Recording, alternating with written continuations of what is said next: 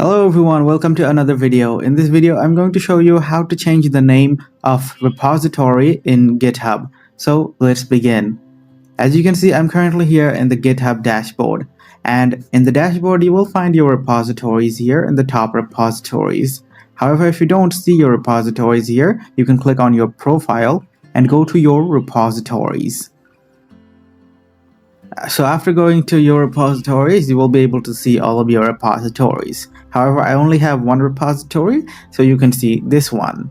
So now I will click on the repository to access the repository, and then I will click settings right over here. And from here, you have the repository name. Now I can simply change the name of the repository here. So as you can see, I have changed the repository name, and now I will click on rename. So my repository name has been changed. As you can see, it was the main one, now it's the second one. So that is how you can change the name of your repository.